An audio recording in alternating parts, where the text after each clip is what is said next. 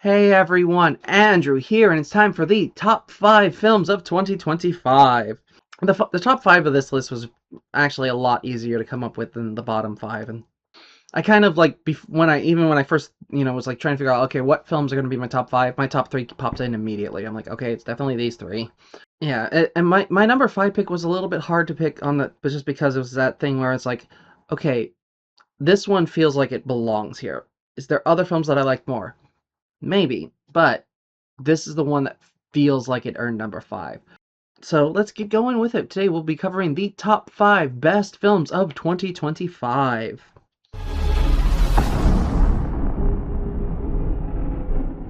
Sinners. This is a film that I sadly did not get to see in theaters. I missed out on that, and I do regret that to a certain extent because, my God, this was a beautifully made film, well put together, well executed, and performed in every facet of the regard. Some people are going to be a little mad that this is low on the list, I guess, and that it's only number 5, because I know a lot of people that this is their number 1 or their number 2 film of the year, and I 100% understand that. I kept having to have the debate of, like, am I going to push this off the list and put something else in its place? And I was just like, there were a lot of films vying for my top 5, and when it came down to trying to figure out what was going to be here, this was the only one that I was like, this has to be on the list. None of the others feel like they've earned this spot. Sinners 100% earned its spot in this top 5 because, my God, that's such an amazingly interesting creative film throughout. I was a little wary to watch it, even as the good reviews were coming in, and that's this, that, and the other, because it's just like, it was hard to tell from the trailer what this was going to be. It felt like a weird period drama. It reminded me a lot of like Idlewild, just like that was going to be like this 1930s gangster being black in the South and 30s type of film, and it starts out that way a lot. And then partway through, we have a dramatic shift in tone and what the film is. It's like on par with From Dusk Till Dawn, in that you start watching one film and then the film dramatically and completely shifts to a completely different type of film as it goes partway through. I had the twist in this film completely spoiled for me.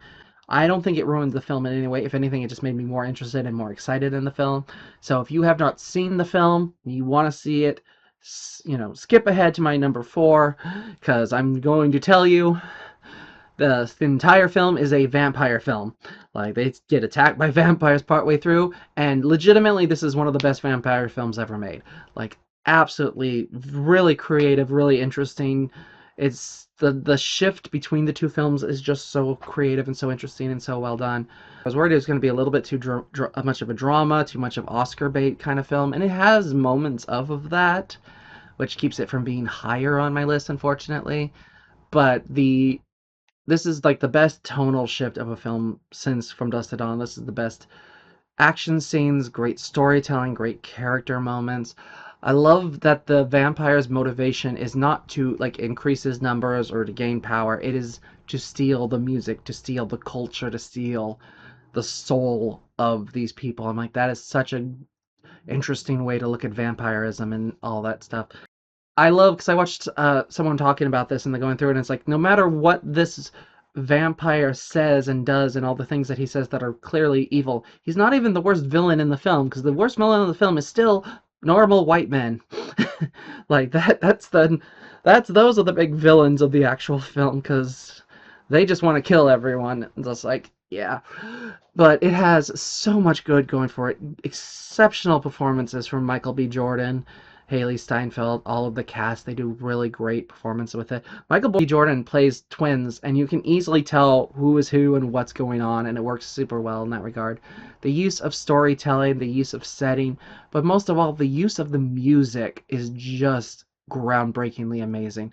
There's a scene in the middle of this where you have the musician guy playing in the middle of the speakeasy that they open, and everyone starts dancing and grooving to it, and then as the music hits and as it's going through, you see different people from different times and different elements and different cultures conjuring spirits from the past and the future, all converging into this big, beautiful, magical moment. that you could only really do with movies and make it work this way. And it's just that thing where it's like it's not time travel, but it feels like it. It feels like all of culture, all of existence exists at one time in this moment, in this space, and it is the most amazing thing filmed the entire year. Like it's just absolutely stunning in every way, shape, or form. Like it takes the film up to like a 10 and stays at that level for the rest of the film, and it's so amazing. It is a little slow in the beginning. The beginning parts do drag a smidgen a bit, and it's like, but that's just my own little nitpicks. Like I can see other people that absolutely love that part. I do also dislike that they have a mid-credits scene that really feels like it should be the end of the film. Like the film should have ended with that scene. They shouldn't have bothered showing any of the credits before that happened. But it's got such great performances, such great heart to it, such great storytelling to it. It really encapsulates the struggle of the time and the people and everything that's going on with it. I'm so glad that this film did as well as it did and was as praised and exceptional as it was, because it deserves that. It was an amazingly put together film, and considering it's a film made by a known director, but not like the biggest name director out there, and you have Michael B. Jordan, who is a superstar. He's just now getting to the point where he can like sell movies 100% by himself. Still, like to have this original story, this original idea become so popular and do so well and be such a highlight of the year is super amazing, and super happy to see that it makes this world slightly better to live in, that things like this can happen. Doesn't outweigh the fact that we also did that with a Minecraft movie and Lilo and Stitch. But, you know, super amazing, super beautiful, super well told. Legitimately one of my favorite vampire films, one of my favorite films of the year, of the decade. Just super well done. Predator Badlands. I was so happy when this film came out and came into existence that I went and saw it in theaters. I was like, I had my jaw open for like the majority of the film because I just absolutely loved every second of it. This for me reminds me a lot of what I wanted when Terminator Salvation came out. Because from the time that I saw Terminator 1 and Terminator 2, I always wanted to see a film set in that post-apocalyptic future, fighting Terminators, fighting Skynet. I wanted that kind of an action film. And with Terminator, we got that, but it was awful. It's easily still, to me, the worst Terminator film they ever did. Because there was so much potential, and they just didn't do anything with any of it. Whereas this, I could say, even as I watched the first Predator and Alien versus Predator and all that stuff, like to see a film from the Predator's perspective was always somewhat of an idea of an interesting thing, but I was like, they are never going to do that. And if they do, it's probably going to be awful. And then to have them do that and have it work so well and so interestingly without having to like have his language dubbed into English and having all that stuff, to have him keep speaking his own language and just us having to read the subtitles is so shocking and surprising, and so happy to see it, and it worked very well. The story of a runt predator that has to go and prove himself by hunting a thing that every other predator has failed to even try and capture, it works so well. To have him be on this alien planet with most of his gear gone or damaged or missing, and having to rely on something else to help him and to help him figure out how to do this hunt works extremely well.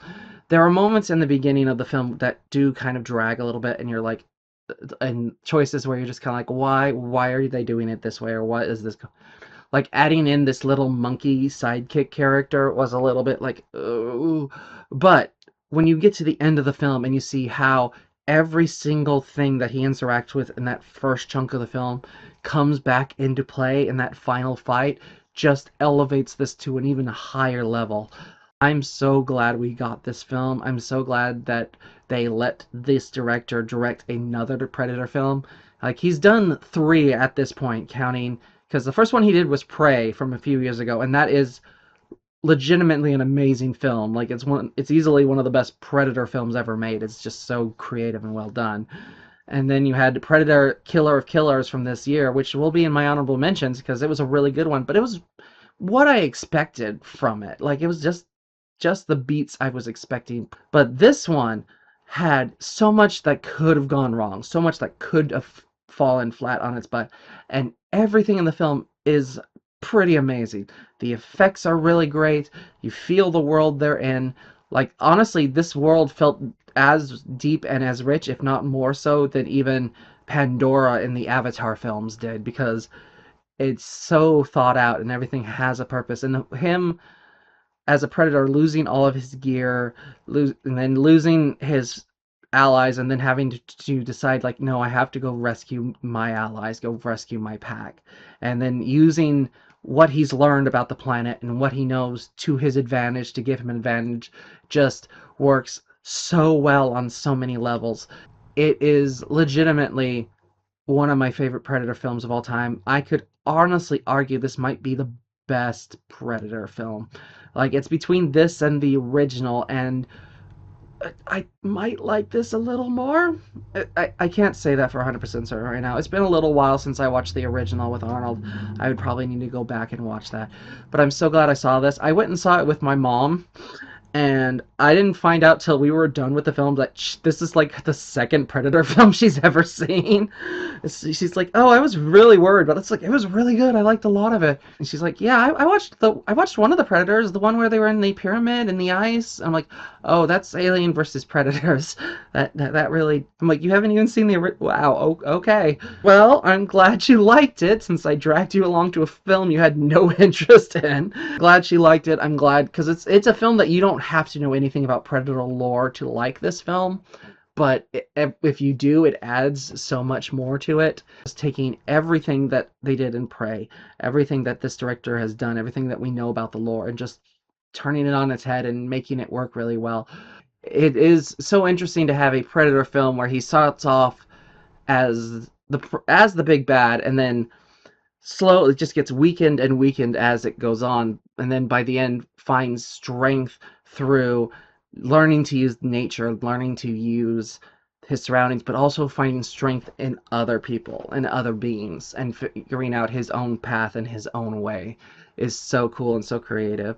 Works super well, and I like the lessons that he learns and the way he changes, but he doesn't fully give up on being what he is. Like, he just learns to hunt in a slightly different way, which works out very well. Is legitimately one of the best Predator films, and I will gladly take 3 or 4 more from this director if he wants to keep making Predator films, because he knows what he's doing. He's making these absolutely amazing films. The Thunderbolts. Asterix. Found out that Asterix is because that's not what they're called. They're actually the new event. Doesn't matter. Everyone's gonna call them the Thunderbolts from now on anyway. Like, that's why you don't do a title like that, because they're never gonna be the new Avengers. They're gonna always be the Thunderbolts. This is a film that I was very happy to see. Really glad that it was as good a quality as it is. Really creative, really fun, really interesting. And of course it didn't do well, but I'm like, it's also the thing where it's like, yeah, of course it didn't do well. It's kind of funny because it's like, what were you expecting, Disney, when you released this? Because you made a film with what is essentially C and D list Marvel characters in the MCU.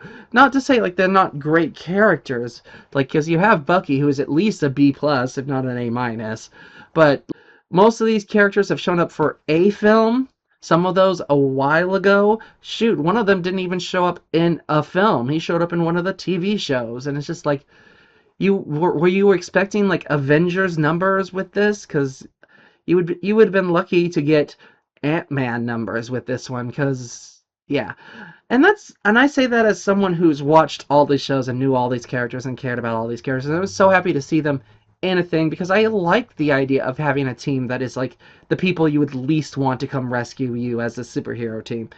Like, Yelena does a good job of explaining. It's like, so what? We're all people that can use guns. That's why we're a team. So, none of us fly? What, we all just punch and shoot? To have a film that's led by Yelena, who, like, people wouldn't even know who she is if they didn't watch the Black Widow film or the Hawkeye TV show.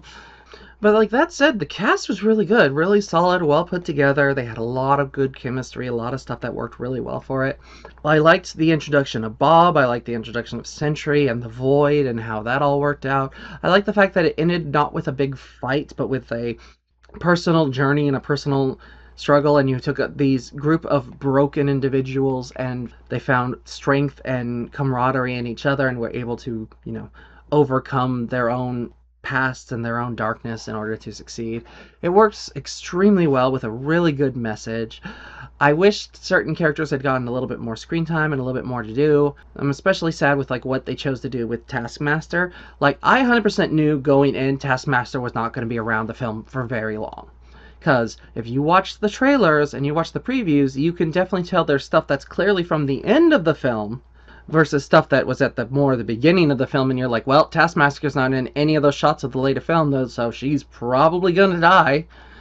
Like, I'm amazed they didn't do any editing tricks to try to pretend like she was going to be, like they did with Infinity War, where they had Hulk running in to fight in Wakanda when it wasn't Hulk, it was Bruce Banner in the Hulkbuster suit instead.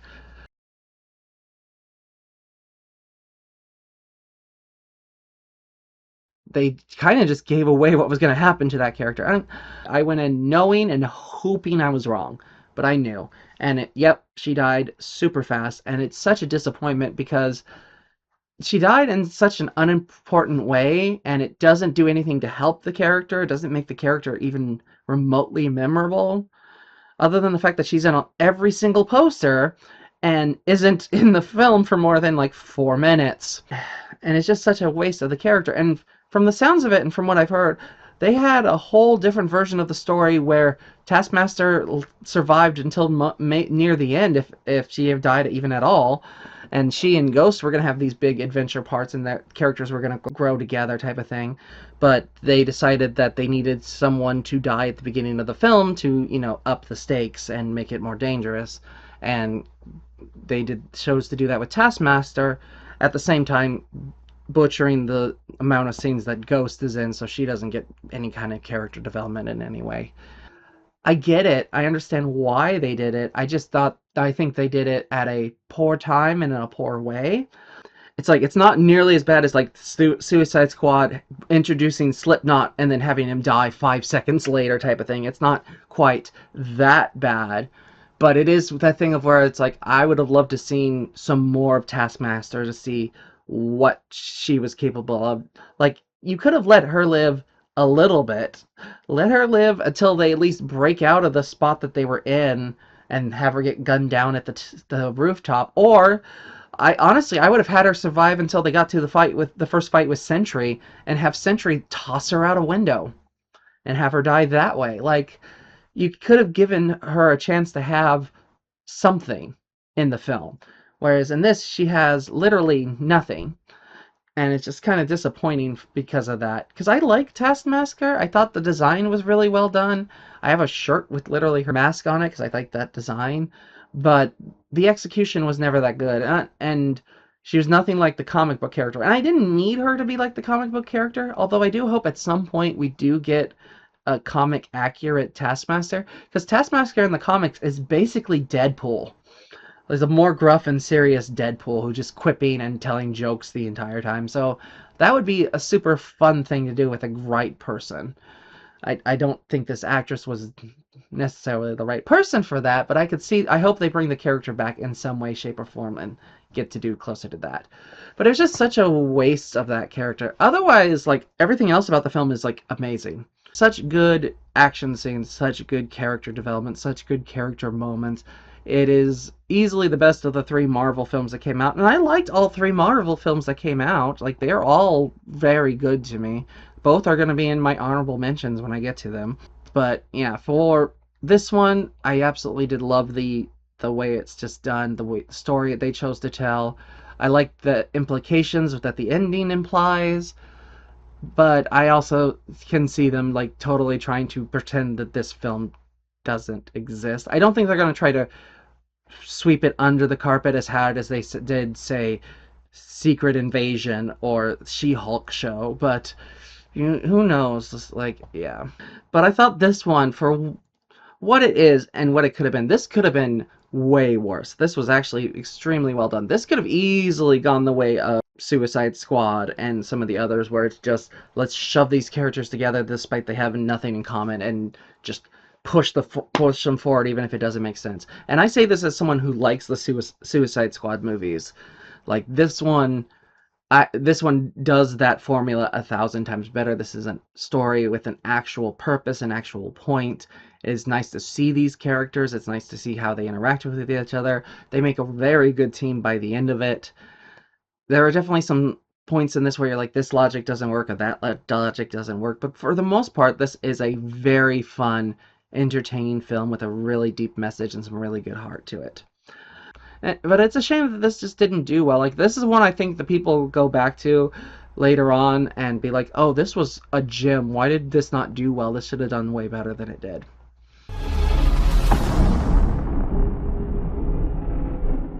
So number 2 was a very surprise hit. Like, I didn't expect anything impressive from this film when I came across it the first time. Title, it was just kind of weird. Even the people that made it were like not 100% sure it was going to do super well because they sold the rights to Netflix instead of trying to release it in theaters. And then lo and behold, it becomes the uber hit of the year that literally everyone is singing it, everyone talks about it, people have seen it hundreds of thousands of times. Of course, I am talking about K-pop Demon Hunters. Like, I literally bought 2 K-pop Demon Hunter shirts for myself. I bought 2 from my mom. My mom loved it, and even though she doesn't, that's not necessarily a film that she would tend to like, but it's worked out super well. It was super fun and interesting. And it's funny because I watched a person talk about it, and it's like, how could you not expect K-pop Demon Hunter to be a success? They're fusing this hugely popular musical genre with demon hunting. That is the key to success. And I'm like, no, it's not. You know how I know? Because they've tried it before. How many, rock and roll demon hunters and rock and roll vampire hunters and trying to shove rock and roll music into other things? Like, K-pop is a popular music genre, yes, but it is not necessarily popular enough to blow up the way this did. This blew up because it is an exceptionally made film in every regard. I only heard about it because I was like flipping through Letterboxd and Taste, and I just happened to come across the poster, and I was looking at the title, and I went, K-pop Demon Hunter? That sounds weird. I'll keep an eye out for it, but I'm not going out of my way for it. And then and I saw it. It were very reminiscent to me of Teenage Mutant Ninja Turtles, where it's a title that you just look at and you're like, okay, this is either going to be garbage or it could be amazing. And both that Teenage Mutant Ninja Turtles and K-pop Demon Hunters turned out to be amazing. Perfection from start to finish. Literally, I knew I was in love with this film before the first song had even gotten halfway over. I was like, and I love this. This is amazing. It's so good. Like, this film hit every single note correct. Every single thing it chose to do, it did amazingly. The animation is some of the best animation ever done. It is absolutely gorgeous from start to finish. Like, the main thing this Sony is known for doing animation-wise other than this is the Into the Spider-Verse films, and this is just as good as those films. Like, honestly, I would say the animation for this one is actually even a little bit better than some of the animation for Spider-Verse. Like, I love Spider-Verse, but there are moments where, like, the backgrounds start to shift because they have, like, the blacks and the reds too close together, and they just start going out of focus and being weird. Whereas that never happens in this one. The characters are amazing. Like, they have so much personality, so much life to them. Good things about them, flaws about them, strengths, weaknesses, all that stuff. Like, they are fully formed characters. And that's amazing. Like, my God, the music. Literally, banger after banger after banger. There's not a single song in this movie that is a weak song. They are all bangers. They're all masterpieces. Proof enough of how good this music is. Not only did one of the songs make it onto the top 100 songs in the US, it hit number 1 and was up there for a while. And at the same time, 4 other songs from the film were in the top 100 at the same time. I couldn't tell you another year that that ever happened, that a movie soundtrack became, Billboard Top 100 multiple times with one soundtrack. And they were playing the songs on the radio. The last time I remember a music soundtrack being played on the radio was Let It Go from Frozen, which is almost a decade old at this point. Not just one, but like 3 or 4 songs I heard on the radio. Wow, it's amazing that these did that well, that they showed up on normal pop radio type of thing. It's just insane when you really think about it. First K-pop group to hit #1. They are the first female K-pop group to hit #1. Like, they legitimately are record holders and breakers for things like that. And it's just, each song is so good and so creative. And the story is so interesting and well done. Like, they did such a good job of setting up all these characters and having them have stakes and having them have purpose and things that they want to do. And you got the amazing villains, the amazing side characters, like, oh my god, you got Derpy Tiger, legitimately one of the best characters ever made in film. Like, the second that he pops up and he knocks that little plant over and he just spends a good minute plus trying to put the plant back upright, like, oh, that just, like, that melts your heart. You're like, and I love you immediately. You were the best thing ever. And then you meet the little crow with the hat, and I just love that character as well. And I love the explanations, like, why does the crow have a little hat? It's like, why does the bird wear a tiny hat? I made it for the tiger, but the bird keeps taking it. so cute, so amazing. Everything about this film is exceptionally well done. I watched so many videos of people breaking down little things and explaining different things, like explaining like why like Zoe is so different from the other 2 girls. It's like because she grew up in America, so she doesn't know how to do the things that are part of Korean culture, like respecting your elders and waiting for them to do things first, and why she has a harder time bowing than the others. But I also watched so many of those that I started to lose my mind, because it's like they started making some really stupid random stuff where they're like, oh, Zoe, she looks a lot like the sister of Jinu, the main demon character. And it's like, so she's clearly the reincarnation of his sister. And it's like, no, because I think he would react to that if she looked exactly like his sister and was clearly his sister. And then you have Mira, who they kept being like, oh, she and Mystery are brother and sister. You can tell because they have the same earrings. And I'm like, yeah, but then again, wouldn't Mira react to her brother now suddenly being a demon? Like, there was just so many, like, stupid ones like that. I had to stop watching any of them. I'm like, nope, I'm not watching anymore. I'm done. I like K-pop Demon Hunters, but not enough to watch any more of that. So widespread and made over, and I'm so excited to see what they do with sequels, but I'm also worried that they are going to try and rush stuff out, because Netflix has a history of doing stuff like that, where they're like, oh, this was big, we're going to rush out a sequel and, not worry about any of the stuff that made the first one good. We just need to get the sequel out as fast as possible before the trend dies down. And it's like, I'm worried about that, because it's hard enough to do a good film. It's hard enough to do a good sequel. It's hard enough to do a good animated film. It's hard enough to do a good musical. But it's super hard to do a great film that is animated, sequel, musical. Like, and have it be hit the same level of bar that K-pop Demon Hunters, when they are basically on the roof as high as the bar can go. And it's like, that to try and top that is going to be a struggle, and I hope they give the people that made this the time to do that, because this has the potential to be one of the best franchises of all time. Sony must be kicking themselves because they gave this out to Netflix, but I don't think this would have become quite as much of a mega hit if it hadn't, because the fact that it was on Netflix and it was easily accessible and everyone could watch it again and again and again and share it with their friends and watch it in watch parties with their friends, I think that is part of what made this explode as much as it did. Because if you had to go and physically go to the theater and see this, you would see it 2, 3 times, 4 times max if you absolutely are obsessed with it. I know people that watch this film every day, multiple times a day. I know people that have seen this like 5, 7, 10, 20, 100 times. Like, I only watched it all the way through 3 times, I think, but I've seen certain scenes like 50 times because I would just it would just pop up in my feed and I'd be watching another scene from K-pop Demon Hunter. I'm like, okay.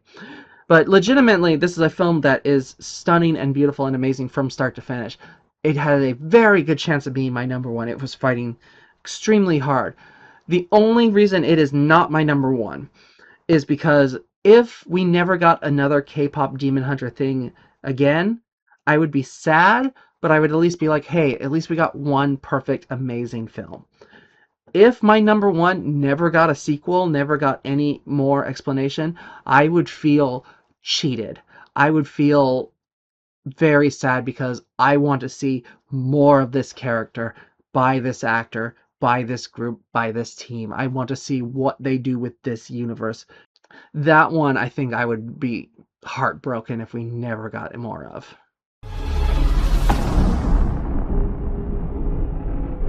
My number one, I was very hesitant when I went to go see it in theaters. I was very worried about what it was going to be like and how I was going to react to it and how it was going to affect me emotionally.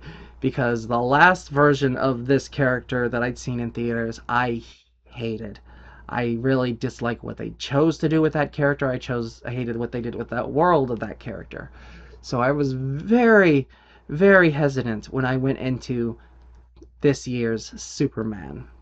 And like I said, I had a couple of reasons. Like, because first you have everything that went wrong with the Henry Cavill, Zack Snyder version of this character, and I was so afraid that they might make the similar choices, or they might try to steer so far away from that it just doesn't work. I am so happy that with the choices that they chose to do with this, because James Gunn had the right mentality when making this film.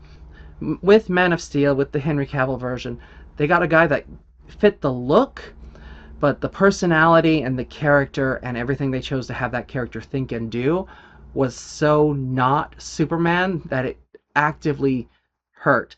They used to make jokes like it's like who would win, DC versus MCU, and it's like DC wins because the current Superman would just go and snap everyone's neck in 5 seconds and just be done with it. He's a cold-hearted killer. Man of Steel Superman is not Superman. Man of Steel Superman is Jesus if he didn't really care about humanity. And part of that, and there was a whole video that I watched on this, that's I think Cinema Crush did, that was basically like the difference between the way James Gunn approached this Superman versus the way Zack Snyder did. Because Zack Snyder has this big religious background that he had this belief that goal of life, the goal of one's journey is to improve oneself, to make oneself live up to your potential and not to be held back or dragged down by other people type of thing. And so that's why his Superman at a point is like, people are in danger, people are being threatened, and his Superman goes, are you worth saving? And anyone who's ever read a Superman comic, anyone that's watched the other Superman shows, all the Superman stories, knows that Superman would never even ask that question. Superman would go, people are in trouble, where? I'm on my way. Like, this, James Gunn captured the mentality of Superman in this perfectly, because this is a Superman who, when his dog is captured by Lex Luthor and being used to lure him in and make him, surrender and give himself up, Superman doesn't even hesitate. He's like, my dog is scared and alone. He needs me. I'm going. This is a Superman that went and rescued a squirrel from being crushed by a monster. And when that happened in the film, I was like, why is he wasting energy and effort doing that for a squirrel? But the more I thought about it, the more it's like I'm like, oh no, wait, that's 100% the thing Superman would do, because life is precious to Superman.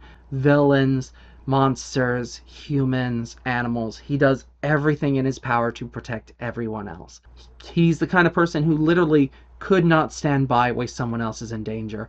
Even if he was a normal human being, he would still try and get in the way and try to help. So that's what makes Superman a hero, is because he is Clark Kent, because he is that heart, that human in him. And that's one of the great things with this one, is that speech that he gives to Lex Luthor about how human he is. It's like, I wake up every morning and I do the best I can and I make mistakes all the time, but I keep trying because that's what I have to do, because I am a human. I am not the alien you think I am. And that just sums up Superman perfectly. I cannot wait to see more of David Cornsweet's version of Superman, because David Cornsweet captures Superman's essence so perfectly and so amazing. I understand that he doesn't fit the superhero body as much as Henry Cavill did. Henry Cavill had the look of Superman, but he did not have the personality of him. He did not have the writing of him. And he was directed by a director that, quite frankly, did not understand the character at a fundamental level. James Gunn asked Zack Snyder why he chose not to have his Superman with trunks, and it's like, well, I couldn't put the trunks on him because every time we did it looked stupid. And James Gunn went, oh no, that's the point. It's like, he's trying to look friendly. He's trying to appeal to children and be like kind and friendly to them. And so, yeah, looking a little dorky helps with that. It helps him seem more approachable and more friendly and more acceptable. So it works out so well. And the costume for this is amazing. The effects are amazing. The story is really amazing. You get such excellent performances all around. I will say I do want to see more of his Clark Kent, because we only got a little taste of his Clark Kent in this. And for me, whether or not a Superman is good in the performance is down to how well he handles both sides of the role. And more often than not, they don't tend to get the Clark Kent part right. Because there's been this debate for many, many years, ever since Tarantino put it in one of his films, where it's like, Clark Kent is Superman's disguise. Kal-El is Superman. Clark Kent is him pretending to be human, pretending to be us. It's an alien's interpretation of what a human is, and this is his commentary on how he sees humanity. And I have never ever agreed with that interpretation and that thinking of Superman, because no, Clark Kent is who Superman wants to be. Like, Superman is who he has to be. It is, my power, my responsibility. I have to go and rescue people and do this because I have the ability to do something about it. Clark Kent is who he dreams about being, who he wants to be. Just a normal person. Just a guy who goes to work, hangs out with his friends, maybe gets the girl. Just a normal, average, unimpressive person. That is his goal idea of life, because he's always had to be special. He's never gotten to just be a guy. You should see the difference between who he is as Clark and who he is as Superman, and have it be distinct enough, but also see hints of both in both performances. And not many actors have been able to do that really well. The only one that I ever thought really did capture this was Christopher Reeves in the original Superman. Like, he captured that perfectly, where it's like you could literally look at his Clark Kent and his Superman and be like, oh yeah, I could totally see people not putting two and two together and figuring out these are the same person, because they are so different, but they are both have their own uniqueness, but they both have similar qualities as well. This is a Superman film that is gotten the closest to capturing the character perfectly as they have since the original. I absolutely thought that there was some good in the little bit of his Clark Kent that we saw. I just hope that we get more and more of it as these films go on. I love the introduction of Krypto. Like, one of my coworkers is like, I'm not going to go see that film. Superman does not have a dog. And I'm like, yes, he does. Like, Krypto's existed in the comics for years. Like, if you want to get into real semantics, like, Batman has a dog, Supergirl has a horse.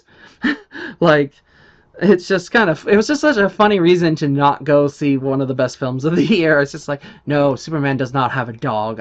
That's where I draw the line. Like, okay. But there's such a great performances in this, such a great cast in this. Everyone in this does exceptionally well and balances their roles really well. You got a really good performance out of Rachel Brosnahan, who played Lois, and she does a really good job of balancing, trying to be the supportive girlfriend, also having that reporter mind and that reporter instincts.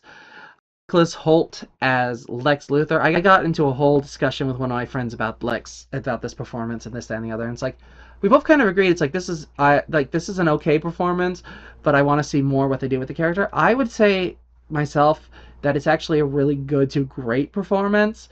Like, he does a really good job of capturing this guy that is smart enough and determined enough, but is also extremely self-centered and extremely narcissistic about The thing that makes him mad about Superman is not the fact that of what he represents or what is that. It's that he is remotely taking attention away from Lex. Like, it's like you just show up, and because you have all of these natural abilities, you just draw attention. Meanwhile, I have to do so much just to get an even glance now. There were definitely some things that they chose to have his character have done or to be doing that we are just kind of like,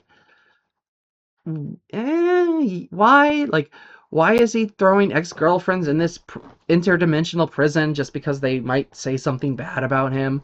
And then there was a whole, he modified a bunch of monkeys to type on the internet to make spam to spread lies and rumors about Superman. Hashtag super shit. It's like, why did he do that? Why did he use monkeys and not like just robots or something? And it's like, I figured it out. It's like the reason he did that is literally for that scene. He did it so that when he beat Superman and captured him and was putting him in the prison cell, he could show him, hey, look at what I did to make everyone hate you. I did this. I literally created every single troll of you on the internet just to get you to this spot. That's the pettiness of Lex Luthor in a nutshell. He's like, he will do anything just to get his win and get his advantage, and it works really well. I would love to see more what Nicholas Hoult does with it, and I'm the first to admit I'm a little biased. I love Nicholas Hoult. Like, I'm a Nicholas Hoult fan. Everything I've seen him in, I've liked him in, even if the film itself wasn't good. Like, he's the best part of like Jack the Giant Slayer and stuff, but it's like I've loved him since I saw him in Warm Bodies. Like, he is just this phenomenal performer for me.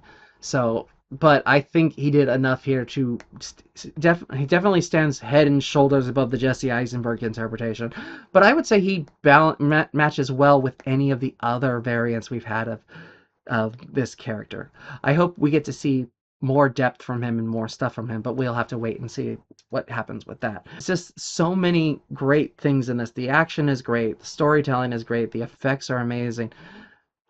I know a lot of people had a problem with the choice to have Kal-El's parents send him to Earth with the message of, you are the last Kryptonian, these people are a bunch of monkeys, breed with them and make as many Kryptonians as you can, to rule over them with an iron fist type of thing. And it's like, I 100% understand why people didn't like that, because it is very untrue to the way the characters have always been depicted, mostly. And it is, I always hate when they do this with characters that are dead, because they never get the chance to like explain themselves or give their reasoning or grow or change or anything. They did something like that in Steven Universe, and I've never forgiven that show for doing that. And I can see it like being like, you ruined our vision of these original performers and these original characters as like these saint-like beings who were doing the right thing. But I think that for the most part, this was a good choice to do. It helped for me that I'd already kind of seen this happen with a version of Superman, because there is the animated show My Adventures with Superman on Cartoon Network. And that literally in that one, the Kryptonians were full-on invaders. Like, they would go to planets, destroy them, capture them, take them over, and they were like the villains of the universe.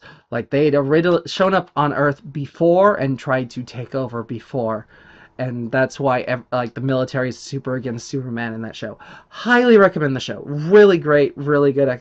One of the best versions of Superman that's ever existed. So it was a little bit easier to stomach it with this one because I'd already seen a version of that. But it's also like this one balanced that out, because it's like, while the parents' message and what they sent their kid there to do is not necessarily a good thing, they did a good job of explaining and showing that it isn't about them, man. It is about his Earth parents and what they did and how they raised and how they taught him, because they are the ones who taught him good and evil, wrong and right, what to do, what not to do, how to stand up for someone, and how to protect people.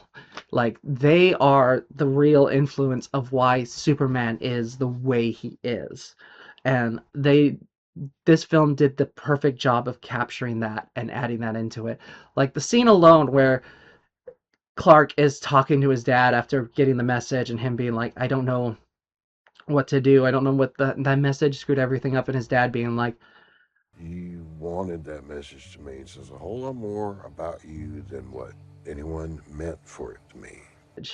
You choose to be who you are. That's what makes you who you are. I couldn't be more proud of you. And that is so powerful and works so well. It's so nice to have a version of Superman where both of his parents are alive and he can interact with them and get advice from them. Like, they kill off Superman's dad so many times in these series where you're just like, don't even get me started on the Man of Steel's choices with the Jonathan Kent character. What was I supposed to do? Just let him die? Maybe. But there was just so much in this film that worked. The story was interesting. The story was creative. It had, like, I loved so much about this film, especially like the use of music and the use of score and how they balance it up. Like, he did not do his Guardians of the Galaxy thing where he relied on popular music to try and help, up the boost of that. Like, he was very limited in his choices, but he chose correctly for every song that he picked. Like, my God, picking 5 years time for that one action sequence with Mr. Terrific, and then picking Punk Rocker to end the film with, and it just sums up this version of Superman so well, because he is a punk rocker in this universe. He is the guy because he lives in a universe where everyone walks by, everyone chooses to stand aside and to be mean and to not try and help and not do the right thing. And if breaking the rules and breaking what society expects of you is punk rock, then in this universe and in our universe, choosing to be kind, choosing to do the right thing, choosing to help others instead of yourself is the most punk rock you can be. I literally have Punk Rocker as my ringtone right now because I just love that song so much. I've literally listened to that and K-pop Demon Hunter on loop since summer. Like, I've been listening to them nonstop. One of my other worries when I went in to see this, and it was a very legitimate worry because I'd had it happen before.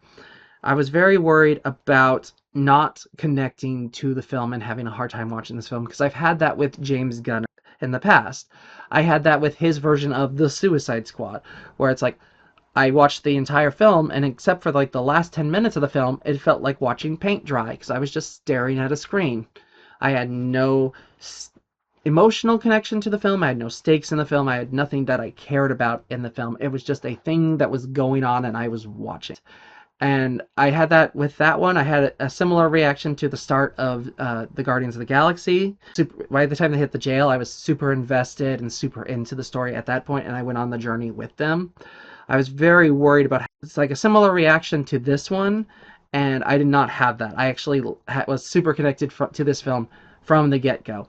I will say the wall of text at the very beginning was a bit for me, but everything else about the film is just so amazingly done. The cast is stellar. Everything in the execution of this film is stellar, and I just cannot wait to see what they do with this universe and this Superman.